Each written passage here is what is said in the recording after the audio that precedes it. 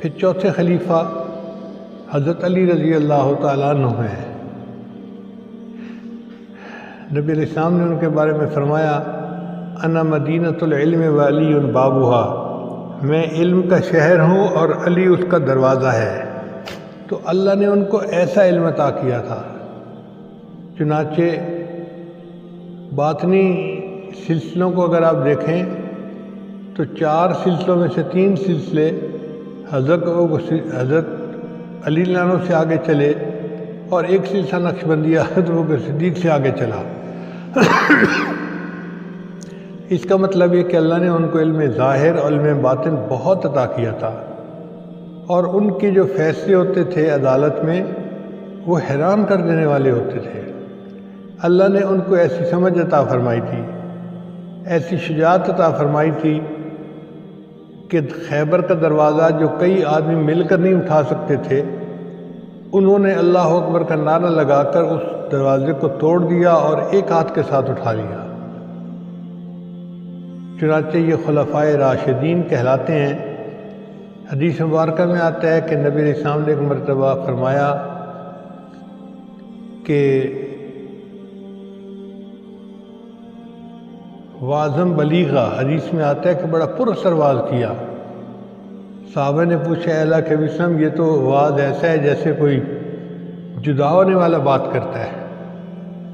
تو نبی صلی اللہ علیہ وسلم نے فرمایا ہاں۔ انہوں نے پوچھا اے اللہ کے نبی صلی اللہ علیہ وسلم، ہمیں کوئی نصیحت کر دیجئے، کوئی خاص بات کر دیجئے۔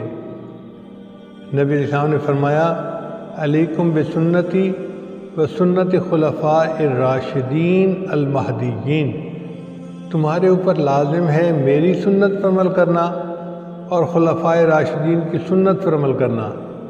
یعنی خلفاء راشدین کے عمل کو نبی صاحب نے اپنی سنت فرمایا، ان کے عمل کے لیے بھی سنت کا لفظ استعمال فرمایا۔ چنانچہ ہم خلفاء راشدین کے ساتھ محبت کرتے ہیں اور ان کے طریقے پر چلنا اپنی زندگی کی سعادت جانتے ہیں۔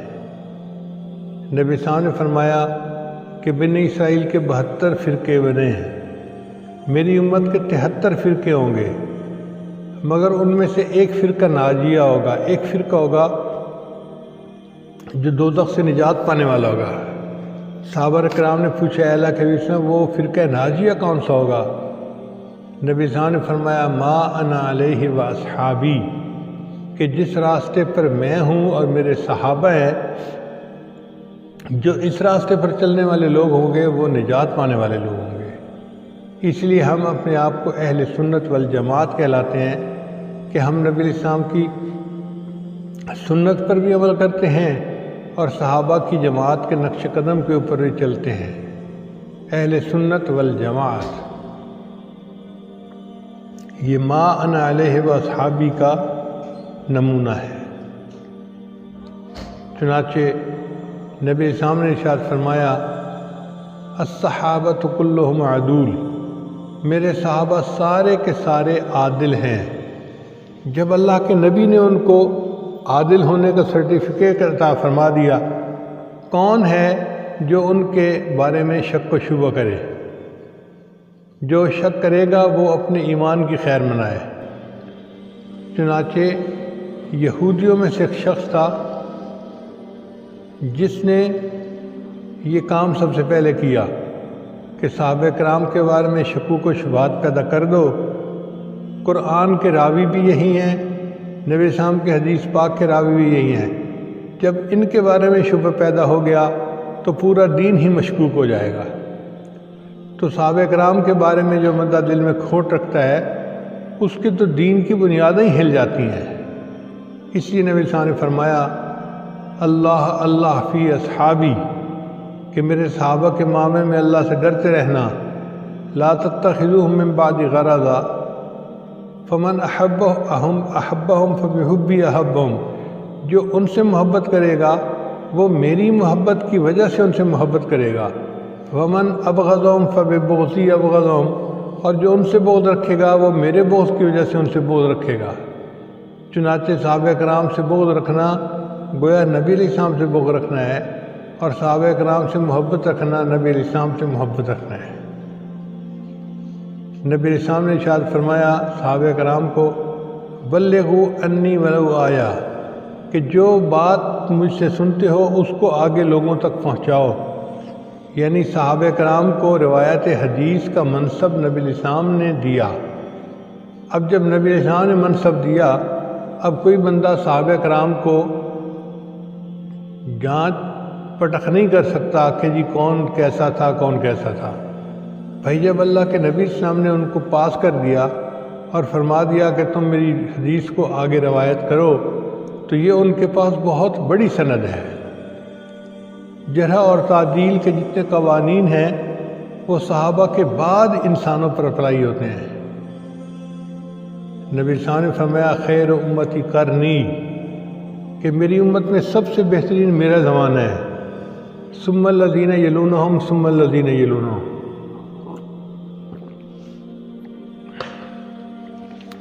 یہ تین دور ہیں، ان کو کہتے ہیں قرون ثلاثہ مشہود لہا بالخیر، یعنی تین ایسے دور جن میں خیر کے غالب ہونے کی شہادت اللہ کے نبی علیہ السلام نے عطا فرمائی۔ وہ نبی علیہ السلام کا زمانہ، نبی علیہ السلام کے صحابہ کا زمانہ اور تابعین کا زمانہ، ان تین زمانوں میں خیر کے غالب ہونے کی گواہی اللہ کے محبوب نے عطا فرمائی۔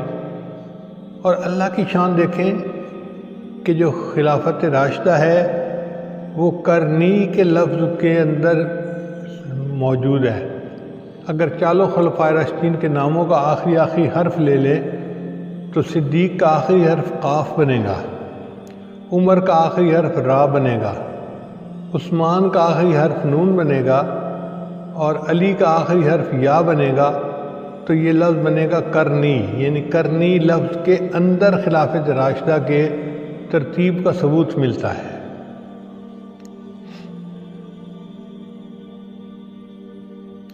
ویسے بھی اگر آپ غور کریں تو رشتہ داری میں داماد کا بھی ایک رشتہ ہوتا ہے، مگر سسر کا رشتہ اس سے بڑا ہوتا ہے۔ سسر کا رشتہ باپ کی مانند ہوتا ہے، داماد کا رشتہ بیٹے کی مانند ہوتا ہے۔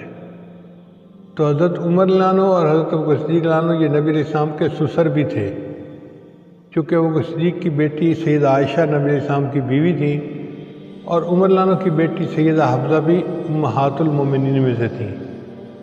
تو دو سسر جو تھے ان کا خلافت نمبر پہلے آیا، پھر اس کے بعد دامادوں کا نمبر ہوا، مگر عثمانی لانو کو 2 مرتبہ داماد بننے کا شرط تھا اور حضرت لانو 1 مرتبہ داماد بنے، اس لیے عثمان لانو کا نمبر پہلے، علی لانو کا بعد چوتھا نمبر۔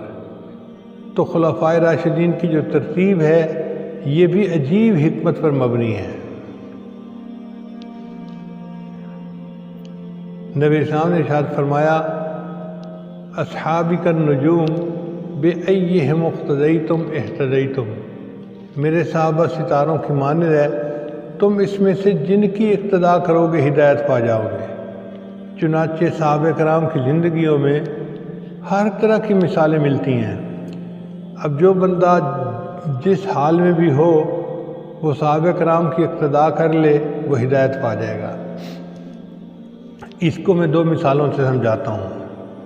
پہلی مثال کہ اگر ایک آدمی ہے جس کے پاس مال ہے مگر اللہ کے راستے میں خرچ کرنے کا جذبہ بھی بہت ہے، وہ پورا مال اللہ کے راستے میں خرچ کرنا چاہتا ہے، تو وہ سیدنا صدیق لانو کی پیروی کرے۔ پورا مال نبی علیہ السلام کے قدموں میں لا کے ابو بکر صدیق نے ڈال دیا تھا۔ بلبل کے لیے پروانے کے لیے چراغ تو بلبل کو پھول بس، صدیق کے لیے ہے خدا کا رسول بس۔ تو انہوں نے اپنا سب کچھ نبی علیہ السلام کے قدموں میں لا کے ڈال دیا، تو یہ مثال موجود ہے۔ کئی مرتبہ آدمی کی شخصیت ایسی ہوتی ہے کہ وہ اپنے اکنامک معاملات میں توازن برقرار رکھتا ہے۔ وہ چاہتا ہے جی کہ میں آدھا مال دین پر خرچ کروں اور آدھا مال اپنے بال بچوں کے لیے الگ کر لوں۔ تو حضرت عمر لانو کی مثال سامنے ہے، انہوں نے آدھا مال اپنے گھر والوں کے لیے رکھ لیا تھا اور آدھا مال نبی اسلام کی خدمت میں لا کر پیش کر دیا تھا۔ پھر تیسری صورت یہ ہوتی ہے کہ بندے کے پاس مال بھی بہت ہو اور اس کو خرچ کرنے کی عادت بھی بہت ہو۔ یہ عثمان غنیانوں کی مثال ہے۔ اللہ نے ان کو مال بھی بہت دیا تھا اور خرچ کرنے کے لیے دل بھی بہت بڑا دیا تھا۔ چنانچہ نبی علیہ السلام نے ان کو دعا دی تھی، یا رحمان سہل الحساب علی عثمان، اے رحمان قیامت تیرے عثمان کے حساب کو آسان فرما دینا۔ چوتھی صورت یہ ہوتی ہے کہ ایک بندے کے پاس کچھ پیسہ ہے ہی نہیں اللہ کے راستے میں خرچ کرنے کے لیے، فقیر آدمی ہے۔ چنانچہ حضرت علی عنہ کی زندگی میں اس کا نمونہ موجود ہے۔ حضرت علی عنہ پر پوری زندگی زکوٰۃ فرض نہیں ہوئی، اس لیے کہ مال بچا ہی نہیں تھا، فقیر آدمی تھے، اور اسی طرح انہوں نے فقر میں اپنی زندگی گزار دی۔ تو گویا 4 ہی صورتیں ممکن تھیں، اور 4 خلفائے راشدین کی زندگیوں میں آدمی کو یہ مثالیں ملتی ہیں۔ وہ جس صورت حال میں بھی ہو اس پر عمل کر لے، ہدایت پا جائے گا۔ اگر آج کے دور کی زندگی کو دیکھیں تو صحابہ کرام کے جو آپس کے معاملات تھے ان کی بھی سمجھ آسانی سے آ جاتی ہے۔ بعض لوگ اعتراض کرتے ہیں کہ جی صحابہ کرام آپس میں لڑ پڑے۔ بھئی مخلص بندے بھی ایک دوسرے کے ساتھ اختلاف رائے کر لیتے ہیں، یہ کوئی بات نہیں۔ ایک دفعہ ایک صاحب مجھے کہنے لگے جی کہ صحابہ کرام اگر اچھے تھے تو ان میں لڑائیاں کیوں ہوئیں؟ میں نے کہا مجھے ایک بات بتاؤ، کیا 2 ماہر ڈرائیوروں کے اندر ایکسیڈنٹ نہیں ہو جاتا؟ ہو جاتا ہے۔ تو اگر ماہر ڈرائیوروں کی گاڑیوں کے درمیان ایکسیڈنٹ ہونا ممکن ہے تو 2 مخلص بندوں کے درمیان اختلاف رائے ہو جانا یہ بھی ممکن ہے۔ اس لیے صحابہ کرام کے جو لڑائی جھگڑے تھے ان کے لیے کوئی اور لفظ استعمال نہیں ہوا، مشاجرات صحابہ۔ شجر سے لفظ لیا گیا، جیسے تنا ایک ہوتا ہے، شاخیں مختلف ہوتی ہیں، تو صحابہ کرام بھی اسی طرح تھے کہ ان کا تنا اللہ کی رضا تھی، البتہ رائے میں ان کا آپس میں اختلاف ہو جاتا تھا۔ تو یہ مشاجرات صحابہ تھے۔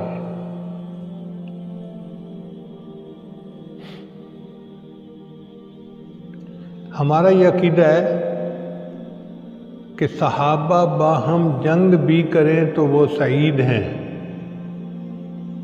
وہ اتنے مخلص اللہ کے بندے تھے، اتنے کامل ایمان والے لوگ تھے کہ صحابہ باہم جنگ بھی کریں تو وہ سعید ہیں، ادھر کے بھی شہید ہیں ادھر کے بھی شہید ہیں۔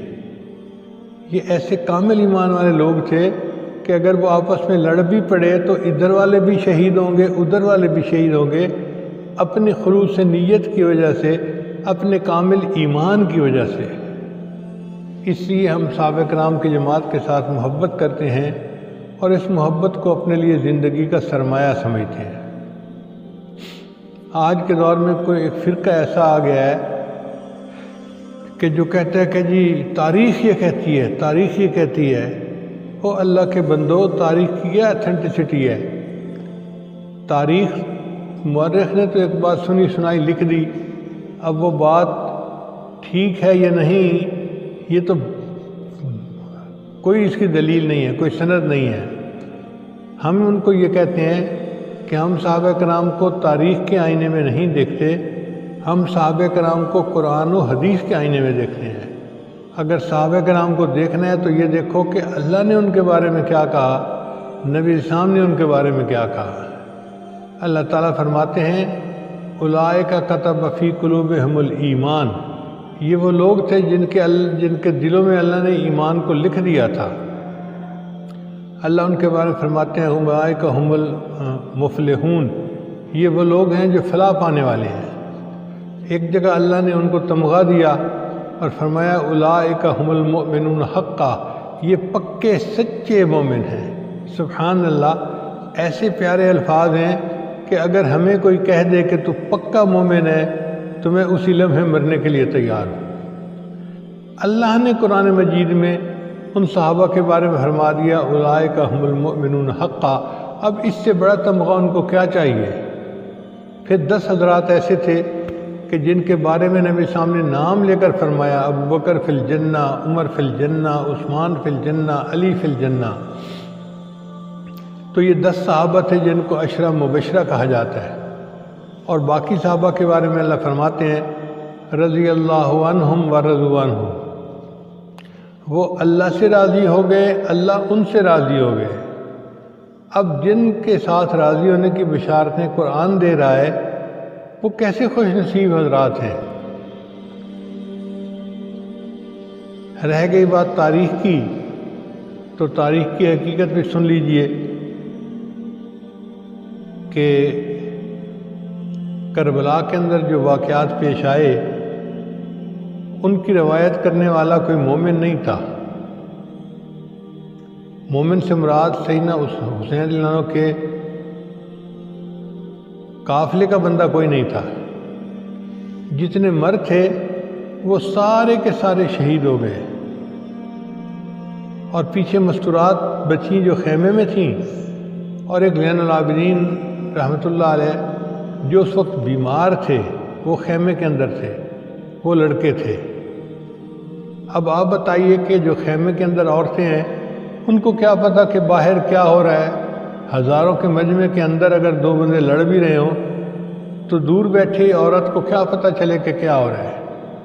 اور زین العابدین تو بیمار تھے تو وہ بھی روایت نہیں کر سکتے۔ اس کا مطلب یہ کہ سیدنا حسین رضی اللہ عنہ کے قافلے کے جو لوگ تھے ان میں اس کی کربلا کی کیفیات کو بتانے والا کوئی بھی نہیں تھا۔ اب یہ جو اتنی تفصیلات تاریخ کے اندر لکھی ہوئی ہیں کہ یہ ہوا، یہ ہوا، یہ ہوا، اس کا مطلب ہے وہ سارے کے سارے راوی یزید کے فوجی تھے جنہوں نے روایات کی۔ تو اگر تاریخ ایسی باتوں پر مبنی ہے تو ہم اس کو اٹھا کر ردی کے ٹوکرے میں کیوں نہ پھینک دیں؟ ہم اس کو کوئی حیثیت نہیں دیتے۔ ہم قرآن و حدیث کے آئینے میں صحابہ کو دیکھتے ہیں اور ان کے ساتھ محبت کرتے ہیں۔